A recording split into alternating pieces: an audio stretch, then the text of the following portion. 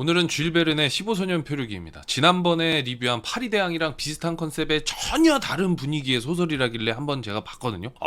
밝고 막 명랑하고 막 그렇습니다. 이 책이 원제는 2년간의 방학이에요. 한글 번역본은 2년간의 휴가라고 되어 있는 책도 있는데, 내용을 보면은 아이들이 방학 때 벌어진 일이라 2년간의 방학이 저는 개인적으로 더 어울리는 제목이 아닌가 라는 생각을 해봤습니다. 기동전사 건담의 아버지 토미노옹이 최초에 만들고 싶었던 이야기가 15소년 표류기의 우주 버전이었다. 그래가지고 좀 찾아보니까 어떤 기사에서는 등장인물 중에 브리앙이라는 친구가 건담에서 브라이트, 그리고 브리앙의 동생 자크가 아무로라고 하는데, 이게 공식적인지는 모르겠습니다. 등장인물은 일단 아이들이 15명입니다. 근데 이 등장인물이 좀 많다고 느끼실 수도 있을 것 같아서 그냥 이런 애들이 있다 정도만 알고 계시고, 제가 고정 댓글에 등장인물에 대한 설명을 좀 넣어두겠습니다. 그래서 보시다가 얘는 누구야 싶으실 때 참고하시면 좋을 것 같아요. 일단 나이 순으로 한번 가도록 하겠습니다. 첫 번째 고든, 얘는 16살이에요. 국적은 미국인이고 최연장자답게 침착하고 계획적이고 사리분별을 잘하는 친구입니다. 규칙에 엄격하고 물품 관리 이런 거 되게 체계적으로 잘하고, 그리고 가장 중요한 게 브리앙이랑 도니펀이라는 아이가 싸울 때 뜯어말리는 역할을 주로 하고 있어요. 두 번째 브리앙, 얘는 15살 프랑스인이고 아버지는 엔지니어입니다. 아버지 일 때문에 뉴질랜드에 있는 체어맨 학교를 다니게 돼요. 근데 얘가 사실상 주인공 같은 포지션입니다. 똘똘한 친구고 피지컬도 좋고, 내용에도 말씀드리겠지만 얘가 평소에는 공부에 관심이 없어. 그래서 공부 잘 못하는 것 같은데 얘가 한번 각 잡고 공부하면 전교 1등도 가능한 친구입니다. 그래서 그 잠재력, 포텐셜이 있는 친구라는 거죠. 그것 때문에 도니펀이 이 브리앙한테 뭔가 그 자격지심, 열등감 이런 걸 느끼게 돼요. 다음은 도니펀, 얘도 15살, 국적은 영국이고 사격에 아주 능한 친구입니다. 함께하는 아이들한테 헌신하려는 마음도 있고 솔선수범해서 식량도 알아서 다 구해오는데, 브리앙을 인생의 라이벌로 생각하는 경향이 있어요. 그래서 브리앙이 말만 하면 옳은 말도 싫다고 하는 친구입니다. 브리앙이 해가 동쪽에서 뜨네? 그러면 아닌데? 서쪽에서 뜨는데? 라면서 딴지를 거는 그런 친구다라고 보시면 됩니다. 그리고 다음은 백스터, 얘도 15살이고 전형적인 공돌입니다. 이 친구 덕분에 아이들의 삶의 만족도가 굉장하게 올라가게 되죠. 다음은 모코, 얘는 14살이고 유일한 흑인 남자아이입니다. 처음에 아이들이 탔던 배의 견습선원으로 있다가 같이 활동을 하게 돼요. 여러 가지 지식도 가지고 있고 음식도 잘하고 빨래도 얘가 도맡아 합니다.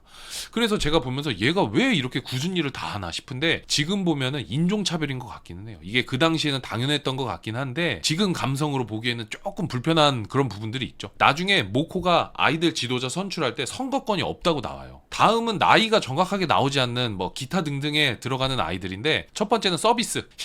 이름이 독특하죠. 서비스라는 거 보니까 아이들에게 뭔가를 제공을 해주는 역할입니다. 15명의 아이들 중에 분위기 메이커를 담당해요. 그래서 엉뚱한 짓을 하는 장난꾸러기다. 나중에 모코한테 요리도 배워가지고 부주방장 역할도 하게 되죠. 다음은 자크, 얘는 브리앙의 동생이에요. 요 정도만 알고 계시면 됩니다. 얘는 크게 비중이 있진 않아요. 다음은 가넷이라고, 얘는 아코디언을 연주하는 팀의 악사 같은 역할을 하고 있습니다. 그 다음으로는 앞서 이야기했던 도니펀을 추앙하는 도니펀 패거리 3인방. 첫 번째는 윌콕스, 얘는 누구냐면은 도니펀하고 사냥을 다니는 친구인데 총만 잘 쏘는 도니펀하고는 다르게 얘는 함정도 잘 만들 줄 알고 총 말고 다른 도구들도 다룰 줄 아는 그런 친구입니다.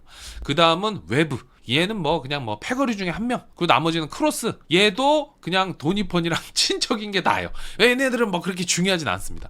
그리고 나머지 기타 등등 어린애들 4명이 있는데 얘네는 모르셔도 돼요. 그냥 괜히 알아봤자 복잡하기만 하고. 그리고 중요한 친구가 하나 있죠. 판이라고 고든이 데리고 다니는 개가 있습니다. 아주 용맹한 친구죠. 15명 소년들이 이 친구 덕을 톡톡히 보는 그런 경우들이 종종 있습니다. 자, 그러면은 15소년 표류기 리뷰를 한번 해보도록 하겠습니다. 처음에 바다 위에서 이야기가 시작합니다. 때는 1860년, 스쿠너라고 2개의 돛대를 가진 범선이 바다 위를 항해를 하고 있어요. 이 배는 버스 3대 정도로 이어놓은 길이고 이름은 슬루기호라고 합니다. 슬루기는 진돗개, 푸드 이런 것처럼 개 품종이라고 하더라고요. 이 폭풍이 몰아치는 바다 위에서 당장이라도 배가 뒤집힐 것 같은데 이 배 안에는 애들밖에 없습니다. 배를 조종하는 키가 있는 뒤쪽 갑판에는 16살짜리 소년 고든, 15살짜리 소년 브리앙이랑 도니펀, 그리고 그리고 14살짜리 흑인 견습 선원 모코 요렇게 넷이서 키를 붙잡고 있어요.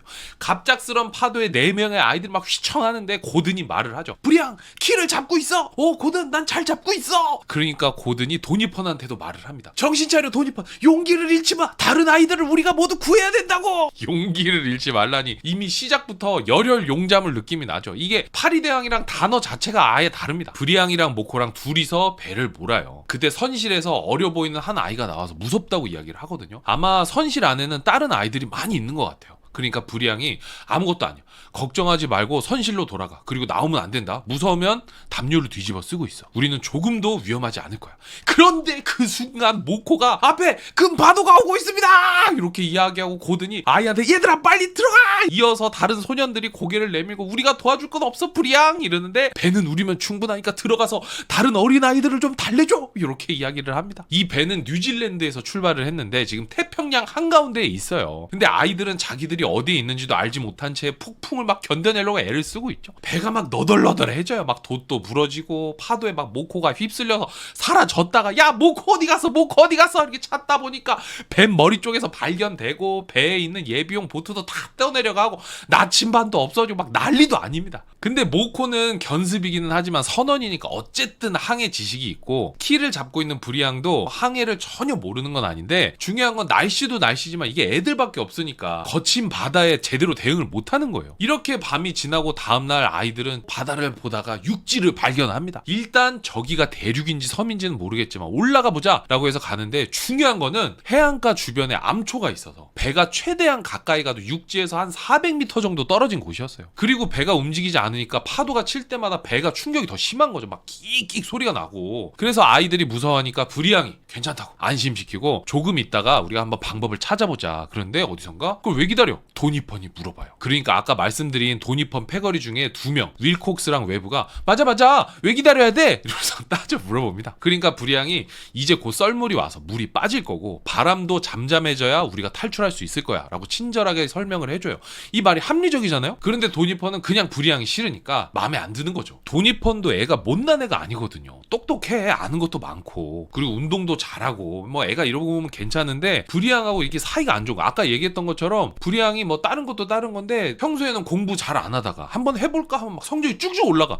이게 도니펀이 긁히는 포인트예요. 나는 이렇게 열심히 살아서 내 자리를 지킨대. 저기 저 미지수 X 같은 놈이 가끔씩 내 자리를 위협해. 그런데 주변에 친구들도 많아. 그래가지고 도니펀이랑 브리앙의 관계는 그 뭐랄까 드래곤볼에서 베지터랑 손오공 관계랑 비슷하다고 보시면 될 것 같습니다. 아무튼 배에서도 브리앙이 항해를 해봤다고 그래가지고 우리가 그냥 가만히 있었지. 육지에만 닿으면 자기들 마음대로 할 계획이 있었대요. 그래서 자기 패거리를 모아서 뭔가 작당 모의를 합니다. 그러니까 브리앙이 야 떨어져 있지 말고 같이 모여있자. 그러니까 네가 뭔데 우리한테 명령질이야. 이래라 저래 하지마. 그런데 이거를 브리앙이 받아쳐야 도니펀도 같이 싸우고 그럴 텐데 브리앙은 그럴 생각이 전혀 없어. 도니펀 지금 그런 것보다 우리가 무사히 살아남는 게 중요하니까 우리 서로 협력하자. 이러니까 더 싫어. 네가 뭔데 날 달래. 왜 날 감싸 안으려고 그래. 마음에 드는 게 없는 거죠. 그리고 아까 나이 많은 16살 고든이 브리앙 말이 맞다고 하거든요. 그러니까 일단 넘어갑니다. 왜냐면 고든이 경험도 많고 차분하고 판단력이 괜찮은 친구거든요. 어떻게 육지로 가야 되나 고민을 하는데 저쪽에 배에 작은 보트가 한 대 이렇게 말짱이 달려있는 걸 봐요. 이게 한 5명 6명 탈 수 있는 배래요. 근데 그걸 보고 도니펀 패거리가 자기들이 그거 타고 간다는 거야. 브리앙이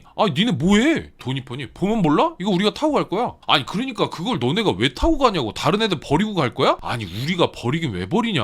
이거 타고 우리가 도착하면은 우리 중에 한 명이 다시 배 타고 갖다 줄 테니까 걱정 말어. 그러니까 브리앙이 듣고서 얼탱이가 없는 거죠. 야 니네 왔다 갔다 하다가 배도 못 모는 놈들이 바위에 부딪혀갖고 부서지면 이거 어떡할 거야. 그래서 막 한참 실랑이를 합니다. 그러다 결국 또 치고받기 직전까지 가는데 그때 또 고든이 바람처럼 자 진정해 싸우지마. 도니펀 지금 가면 위험해. 그래서 달래줍니다. 그런데 도니펀은 내가 지금 배를 못 타고 가는 게 기분 나쁜 게 아니야. 그거보다 더 기분 나쁜 거는 나는 브리앙이 나한테 명령하기 너무 싫어. 그리고 브리앙은 나는 명령할 생각이 없어. 하지만 나는 모두의 이익에 반한다면 그 누구도 맘대로 행동하게 두지 않을 거야. 라면서 주인공 같은 대사를 날립니다. 일단 둘의 싸움이 일단락이 되고 아이들이 이제 식사를 해요. 브리앙이 애들 컨디션 나빠지면 안 된다고 식사랑 이런 거 엄청 잘 챙깁니다. 그리고 물에다가 브랜디라고 이 와인하고 비슷한 술인데 요거 몇 방울 섞어가지고 요거 애들이 이거 마시고 나니까 이제 기분도 좋아지고 몸도 따끈해지게 됩니다. 지금이야 뭐 애들 기운 나게 해준다고 술에 소주 타서 주면 정신병자 우리가 시급받지만 이게 배경이 1860년이잖아. 이때는 맥주도 음료수였다잖아요. 그러니까 뭐 그냥 뭐 그럴 수 있는 거지. 그런데 문제는 여전히 육지에 어떻게 가야 될까? 이게 고민되는 부분이잖아요. 썰물이 와도 생각보다 물이 많이 빠지지도 않고 모코랑 고든이랑 브리앙이랑 셋이서 고민을 하는데 뗏목을 만들까? 근데 이거는 바람에 금방 부서질 것 같고 아니면은 우리 중에 한 명이 몸에 밧줄을 묶고 해안가로 건너가서 바위에다 그 밧줄을 묶으면 그걸 잡고 가자.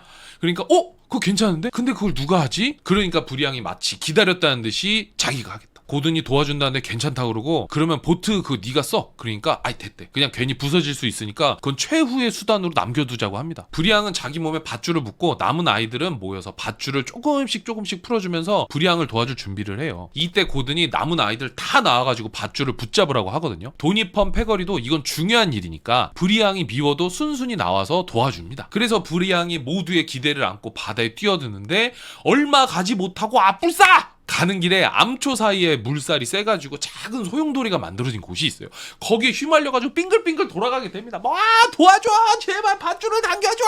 이래가지고 브리앙이 죽다 살아나요. 믿고 있던 브리앙의 실패로 아이들이 의기소침해 있는데 그날 바람이 불고 막 엄청 높은 파도가 치면서 슬루기호가 덜컹덜컹하면서 들어올려지더니 해안가 쪽으로 그냥 쭉 날아가게 돼요. 나중에야 애들이 그거 보고서 개꿀? 이러면서 좋아하긴 했는데 이날 바람 불고 막 배가 삐걱삐걱 거릴 때 얼마나 무서웠겠어. 아무튼 이렇게 우여곡절 끝에 아이들은 육지에 도착하게 됩니다. 그러면 이 배는 왜 뉴질랜드를 떠나서 태평양까지 오게 되었냐? 얘네들이 체어맨 기숙학교 학생들인데 기숙학교라고 하는 거 보니까 딱 봐도 상류층 자제들이잖아요. 그리고 이 학교가 뉴질랜드 원주민들은 입학을 못하고 영국, 프랑스, 미국, 독일 출신의 아이들만 입학을 할 수 있다고 합니다. 요것도 요즘이랑은 좀 안 맞는데 아무래도 이 책이 쓰여진 시기가 1800년대다 보니까 식민지, 뭐 제국주의 이런 게 시작되는 시점이라 그랬던 것 같아요. 나중에도 보면 아이들이 식민지라는 말을 쓰기도 합니다. 아이들이 탄 슬루기호는 학부형들이 애들 여름방학 때 뉴질랜드 일주 한번 하라고 6주 동안 십시일반 돈을 내서 빌려준 거래요. 그래서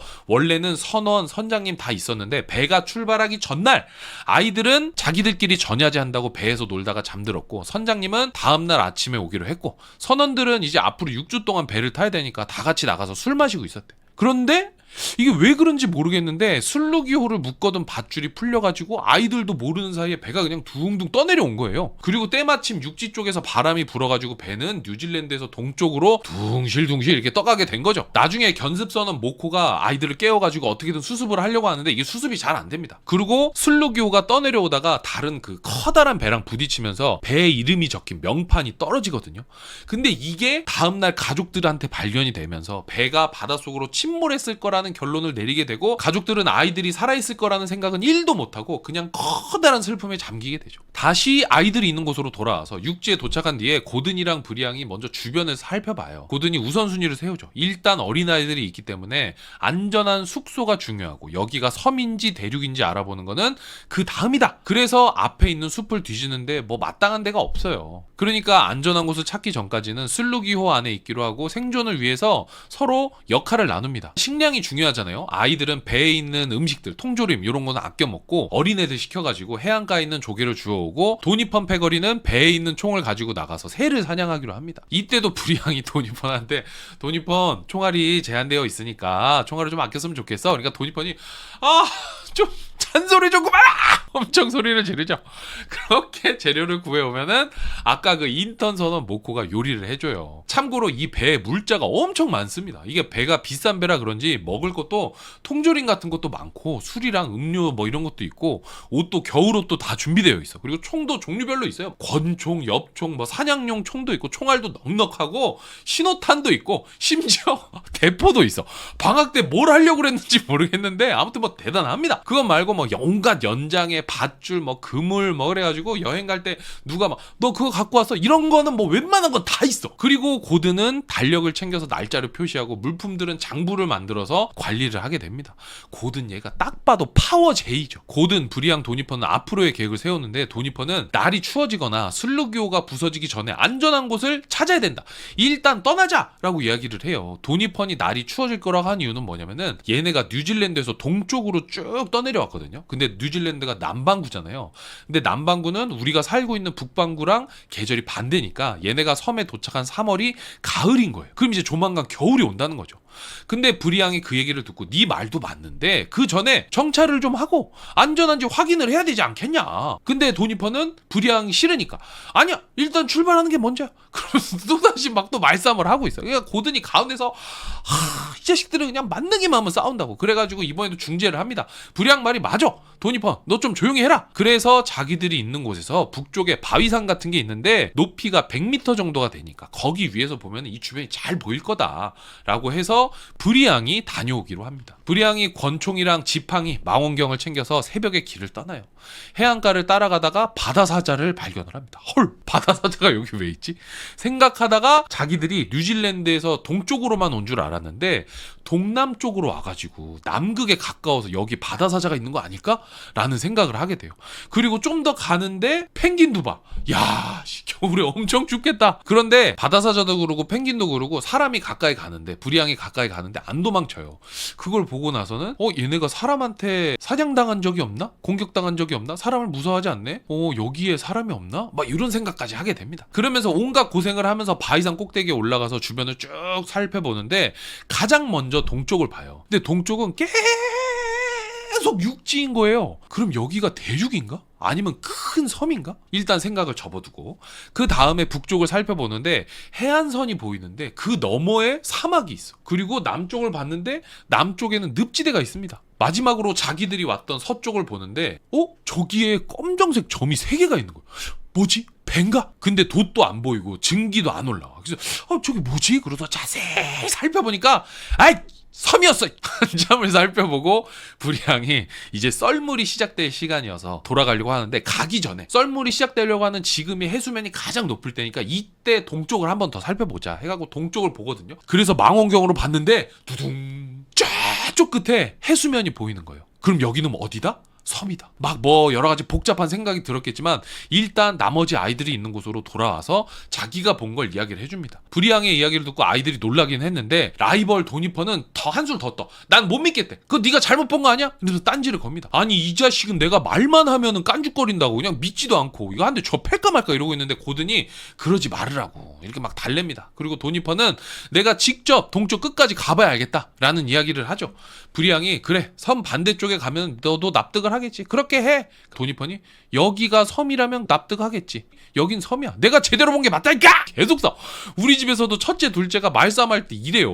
막 주변에서 스트레스 엄청 많이 받았을 거야. 이러니까 말로 해서 뭐해. 그냥 다시 한번 탐험대가 꾸려지는데 탐험대에는 도니펀이랑 브리앙이랑 도니펀 패거리 중에 사냥 잘하는 윌콕스 그리고 분위기 메이커 서비스 이렇게 총 4명하고 고든이 키우는 개 판이 같이 가기로 합니다. 다만 지금 날씨가 안 좋으니까 시간이 좀 지나서 가기로 해요. 그리고 그 사이에 고든의 지시하에 임시 숙소인 슬루교를 대략적으로 수리하고 배 안에 있는 짐을 작은 상자 같은 거에 담아가지고 번호도 라벨링을 합니다. 그래서 나중에 빠르게 이사할 수 있도록 준비를 하죠. 그렇게 3주간의 시간이 지나서 4월이 되고 4명의 아이들은 탐사를 떠나게 됩니다. 그런데 가기 전에 고든이 브리앙을 부르죠. 브리앙 잠깐 와봐. 왜? 고든 무슨 일이야? 빨리 가야 돼.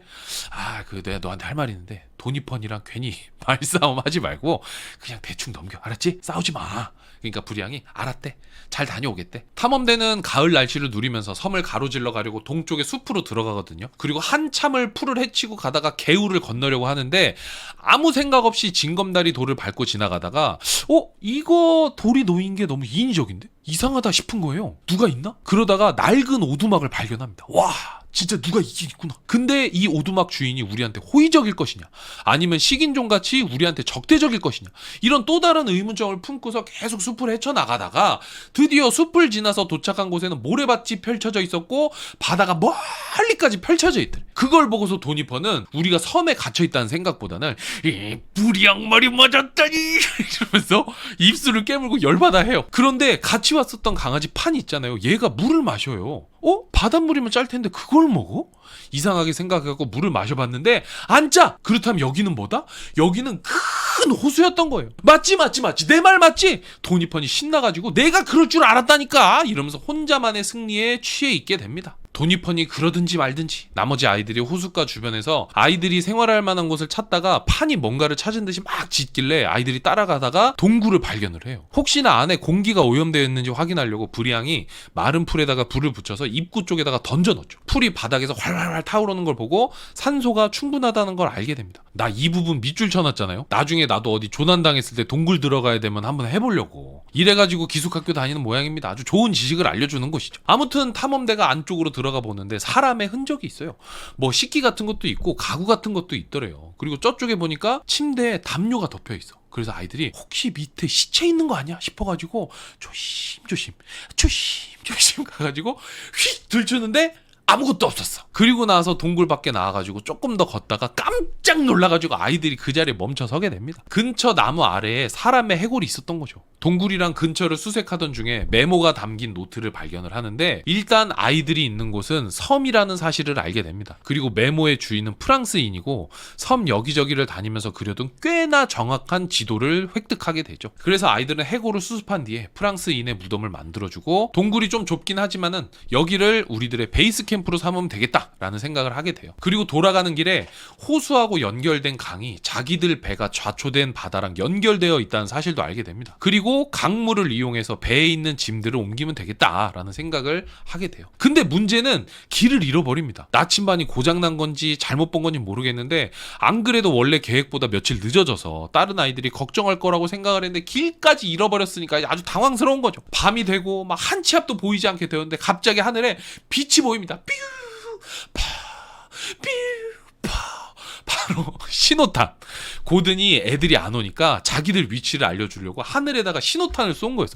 길 잃어버린 건 어떻게 알았대. 이게 아주 타이밍이 기가 막히더라고요. 아이들이 갖고 있던 총을 쏴가지고 고든한테 우리가 있는 위치를 알려주고 빛이 났던 쪽을 향해 걸어가서 술루기호로 복귀를 하게 됩니다. 고든이 너무 멋있더라. 어떻게 그 신호탄 쏘는 생각을 또 했을까? 탐험대는 그동안의 정보를 공유해주고 동굴로의 이동을 준비하는데 이 부분이 좀 재밌더라고요. 애들이 너무 기특해.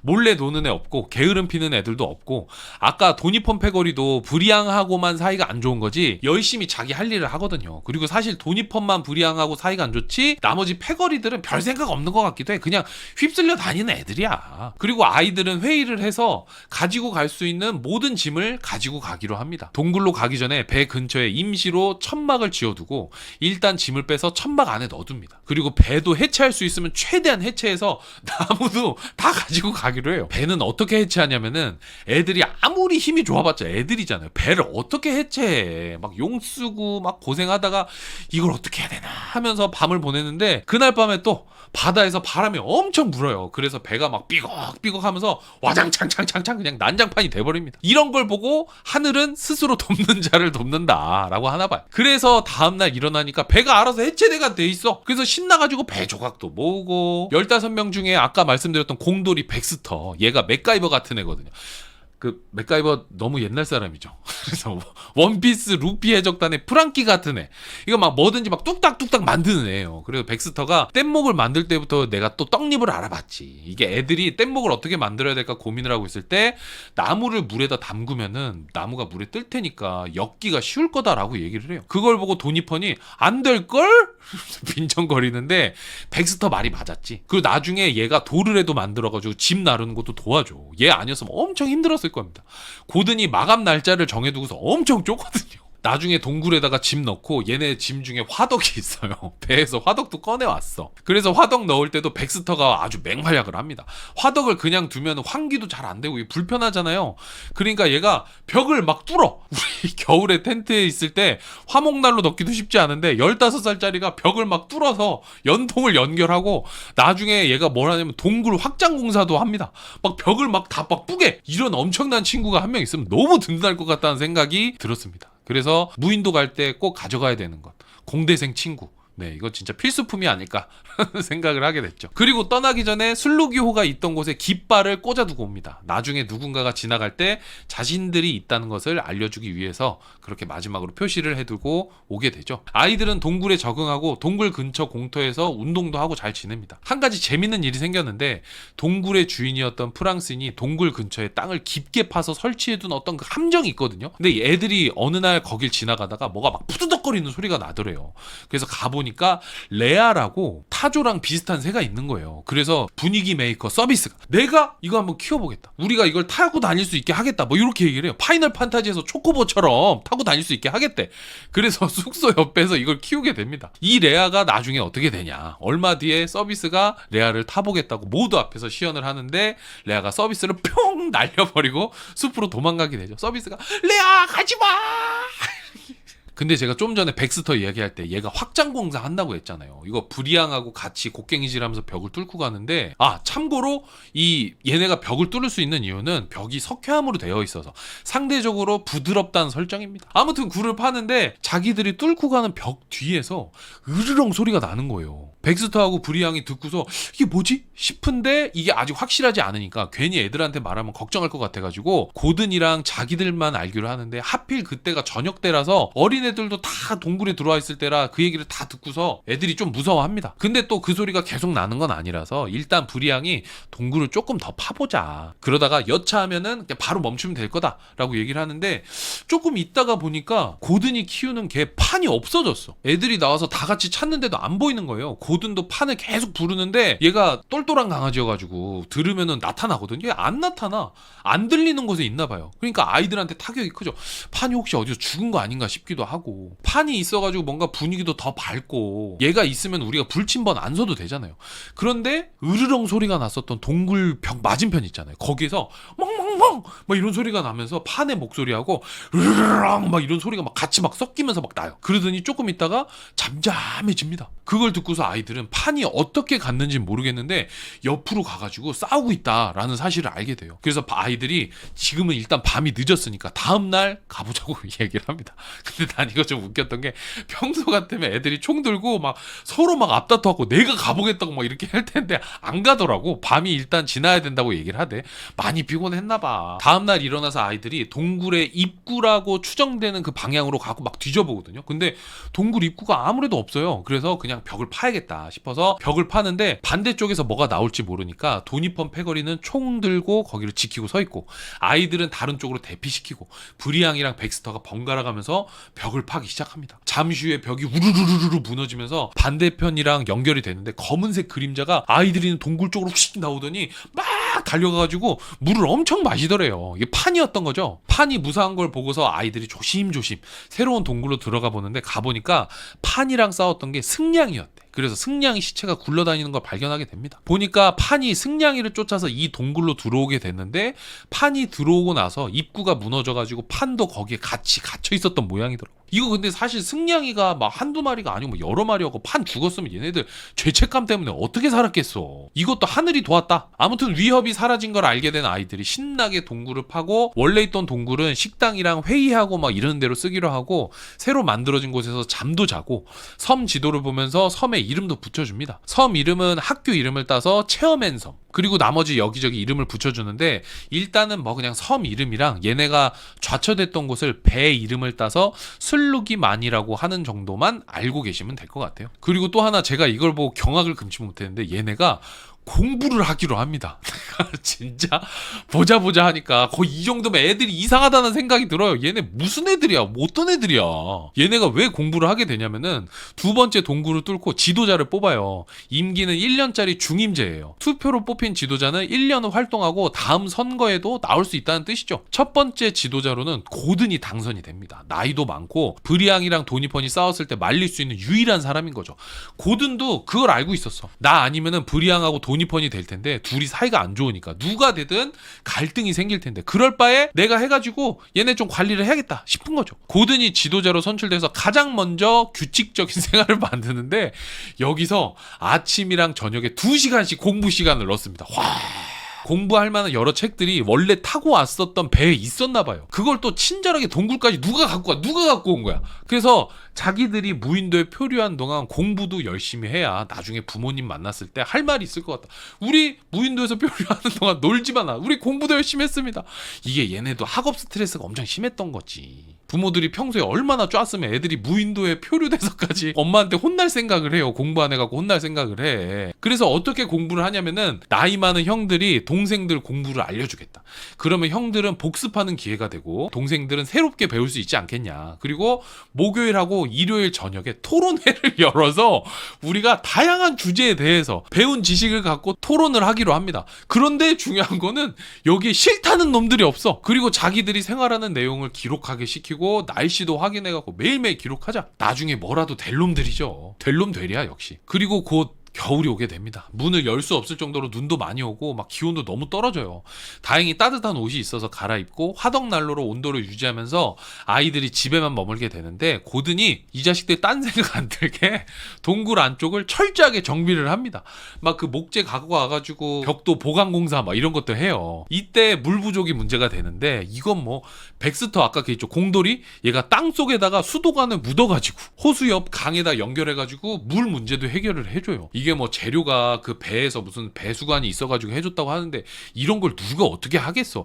얘가 있는 것 자체가 복지다. 그러면서 동시에 어린아이들도 아주 살뜰하게 챙깁니다. 감기 걸리고 막 아프기도 하고 그러는데 이러면은 큰애들이 와가지고 그날 노역도 빼줘. 너 일하지 마. 이렇게 하고 따뜻한 데서 쉬면서 약도 주고 막 이렇게 관리도 해줍니다. 덕분에 아이들은 깨끗한 환경에서 아침에 일어나서 공부하고 아침 먹고 일하다가 점심 먹고 일하다가 저녁 먹고 공부하고 지쳐 쓰러지고 그러다가 숙소에 장작이 모자라면 나가서 장작 구해오게 시키고 사람을 진짜 알차게 부려먹는다. 그렇게 겨울을 잘 헤쳐나가게 됩니다. 중간에 가서 새도 잡아오고 술루기만에 꽂아둔 깃발을 바꾸는 일도 하게 돼요. 그렇게 낯선 무인도에서 첫 겨울을 보내고 맞이한 봄에 아이들은 다시 한번 탐험대를 꾸려서 이번에는 섬의 북쪽으로 가게 돼요. 이번에는 좀 많이 갑니다. 도니펀 패거리 4명이랑 고든, 백스터, 서비스 이렇게 7명이서 가요. 여기서 도니펀 패거리 중에 윌콕스 얘가 사냥할 때 각성하게 됩니다. 7명이서 가다가 식재료가 없어서 도니펀이 토끼굴에 있는 토끼 같은 걸 사냥을 하려고 하는데 고든이 제발 좀 화약 좀 아껴쓰라고 얘기를 하거든요. 그래서 도니펀이 막 투덜거려요. 아니 그럼 이거 어떻게 잡냐. 그러니까 윌콕스가 총 없어도 연기를 피워서 잡으면 된다. 그래가지고 막 뚝딱 잡아버려요. 어떻게 보면 도니펀보다 훨씬 야생에 적합한 사냥법인 거죠. 그렇게 또 한참을 가다가 사막지대를 보게 됩니다. 처음에 브리앙이 망원경으로 확인했던 데죠. 그걸 보고서는 자기들이 처음에 좌초한 곳이 이곳이었으면 절망감에 빠졌을 텐데 슬로기만으로 가서 참 다행이다 라는 이야기도 하고 다녀오는 길에 염소 같은 동물도 잡아요. 이거 잡을 때도 도니펀이 나설 자리가 없었죠. 이번에는 백스터가 볼라라고 독수리 오형제에서 막내 뿅이가 들고 다니는 그 무기 있습니다. 이거 뭔지 보면 아실 거예요.